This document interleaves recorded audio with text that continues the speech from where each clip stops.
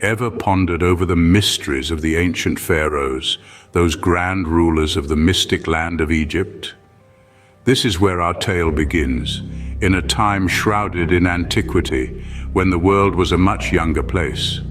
The term pharaoh comes from the ancient Egyptian phrase Per-Ah, meaning great house. Originally it referred to the royal palace, but over time it became synonymous with the mighty sovereigns themselves. Now let's turn back the pages of time to around 3100 BC, to the reign of the earliest recorded pharaoh, a man named Narmer. Narmer was a visionary, a leader whose ambitions were as grand as the land he ruled. His reign marked the beginning of the first dynasty of pharaohs and the start of the early dynastic period. But Narmer was not content with merely ruling. He dreamt of a unified Egypt, a land where the papyrus of the Lower Egypt and the lotus of the Upper Egypt would grow side by side. He set out on a mission to bring together these two regions, each with its own distinct culture, into a single unified kingdom. After a series of battles, Narmer emerged victorious, his name forever etched in the annals of history as the unifier of Egypt. He wore the pshent, the double crown of Egypt, symbolizing his rule over both Upper and Lower Egypt. With the unification, Narmer brought about a new era of prosperity and progress. He established a centralized system of administration, built cities, and laid the foundation for the development of one of the world's oldest civilizations. Narmer's reign was not just about political unification, it was also about cultural integration. He encouraged the exchange of ideas, fostering an environment where arts, science, and commerce flourished, laying the groundwork for the magnificent civilization that was to follow. Thus began the grand era of pharaohs, a lineage that would rule for over 3,000 years. And as we delve deeper into this fascinating chapter of human history, we'll uncover more about these extraordinary rulers and their indelible impact on the world. Imagine a time when the Grand Pyramids were not yet a part of the Egyptian landscape. Difficult, isn't it? Let's travel back in time to the Old Kingdom, or the Age of Pyramids, spanning from the 3rd to the 6th dynasties. This period was a defining era in ancient Egypt, where the pharaohs, the divine rulers, etched their names into the annals of history. Our journey begins with the 3rd dynasty, where the visionary pharaoh Djoser reigned. Under his watchful eye, the first step pyramid came to life at Saqqara, a marvel of architectural ingenuity. This 6-tiered, 4-sided structure, designed by the legendary Imhotep, was a revolutionary departure from the traditional rectangular mastaba tombs. It served as Djoser's eternal resting place and set the precedent for the glorious pyramids to follow. As we move forward into the 4th dynasty, we encounter the ambitious pharaoh Sneferu. His reign was marked by unprecedented construction projects. He built not 1, not 2, but 3 pyramids, including the Bent Pyramid and the Red Pyramid. His insatiable quest for perfection led to considerable advancements in pyramid construction techniques. Yet, the pinnacle of pyramid construction was reached under the rule of Pharaoh Khufu, Sneferu's successor. He commissioned the Great Pyramid of Giza, the last of the 7 wonders of the ancient world still standing. This magnificent edifice, built from over 2 million blocks of stone, stands as a testament to Khufu's power and the architectural brilliance of ancient Egypt. The pyramids, more than mere tombs, were metaphysical bridges connecting the mortal realm with the divine. They symbolized the pharaoh's ascension to join the sun god Ra in his eternal journey across the sky. The Old Kingdom thus marked the era of pyramid constructions, a testament to the pharaoh's divine status and grandeur. Ever wonder about the tales told in the ancient Egyptian literature? They were born in the Middle Kingdom.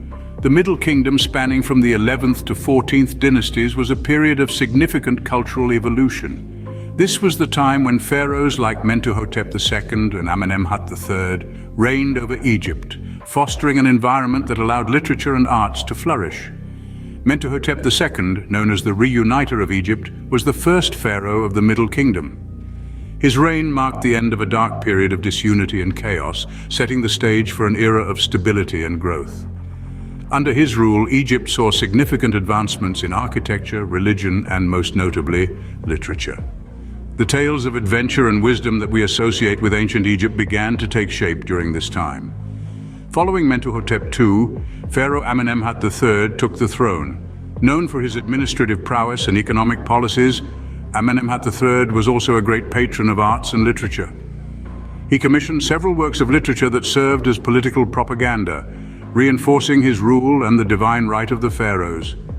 It's during the Middle Kingdom that we see the blossoming of a literary tradition that was distinctly Egyptian. The Egyptians started to write stories, create pieces of wisdom literature, and even compose poetry. Works such as The Tale of Sinuhe, a narrative set in the court of Amenemhat I, and The Instruction of Amenemhat, a didactic text, are prime examples of the literary richness of this era. The Middle Kingdom was also the period when monumental sculptures and intricate jewelry design reached new heights of sophistication. The pharaohs of this era commissioned colossal statues of themselves, not just as a demonstration of their power, but also as a testament to the artistic capabilities of the time. The Middle Kingdom, hence, was an era of cultural and literary prosperity, adding another feather to the pharaoh's legacy. What if I told you the Egypt we often picture with grand temples and powerful pharaohs was actually the New Kingdom? A time that spanned from the 18th to the 20th dynasties, a period that truly encapsulated the golden age of Egypt. The New Kingdom brought forth some of the most influential and memorable pharaohs in history. Among them we find Hatshepsut, the queen who became king. Her reign was prosperous, and she was known for her ambitious building projects, which included the magnificent mortuary temple at Deir el-Bahri. Then there was the controversial Akhenaten, who dared to revolutionize the religious landscape of Egypt. He introduced the worship of Aten, the sun disk, ushering in a monotheistic era that was unheard of in a polytheistic society. His reign, however, was not without resistance, and the old gods were soon reinstated after his death. We cannot forget the young king Tutankhamun, whose reign was short but whose legacy remains intact, thanks to the discovery of his virtually intact tomb in the early 20th century. His golden mask has become a symbol of ancient Egypt, a testament to the riches and craftsmanship of this incredible civilization. And of course there was Ramesses II, the great builder and warrior pharaoh. His reign is marked by numerous military campaigns, monumental building projects, and an overall period of prosperity. His colossal statues and temples, including the magnificent Abu Simbel, are a testament to his power and influence. The New Kingdom was a time of expansion and consolidation. The empire reached its geographical zenith, stretching from Nubia in the south to the borders of the Hittite Empire in the north. The construction of grand temples and the decoration of tombs reached unparalleled levels, reflecting the wealth and power of the pharaohs. The New Kingdom therefore marked the peak of the pharaoh's power, leaving behind monumental legacies. These stories of triumph, power, and grandeur are etched in stone, waiting for us to uncover and marvel at the wonders of the ancient world. Is it not intriguing how all great things must come to an end? And so did the reign of pharaohs?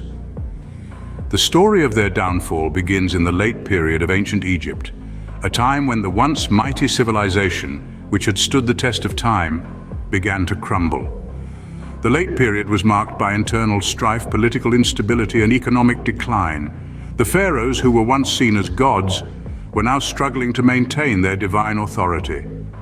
The weakening of the pharaoh's power led to a series of invasions by foreign powers. First came the Persians under the leadership of Cambyses II, who overran Egypt in the 6th century BCE. This marked the end of independent pharaoh rule as Egypt became a province of the Persian Empire. The Persians ruled with an iron fist, imposing their culture and norms, much to the chagrin of the native Egyptians. However, the Persian rule was short-lived. In the 4th century BCE, Alexander the Great, the Macedonian conqueror, swept through Egypt, toppling the Persian rulers. He was welcomed as a liberator, and upon his death, his general Ptolemy I declared himself pharaoh, starting the Ptolemaic dynasty. This Greek dynasty adopted many Egyptian customs and traditions, but the heart of the pharaoh's rule was fading. Finally, the Roman conquest of Egypt in the 1st century BCE marked the definitive end of the pharaohs. As we recap the journey we've taken through this video, we've traversed through the dawn of the pharaohs, witnessed the grandeur of the Old Kingdom, the cultural blossoming of the Middle Kingdom, and the zenith of the New Kingdom. We've seen their rise, their glory, and their fall. From the dawn of pharaohs to their dusk, their legacy is etched in the sands of time, a tale of power, grandeur, and an unquenchable thirst for immortality. They may have fallen, but the pharaohs continue to live on, in the monuments they left behind and the stories we continue to tell. If you liked the video, make sure that you subscribed and drop a like. I will see you in the next video.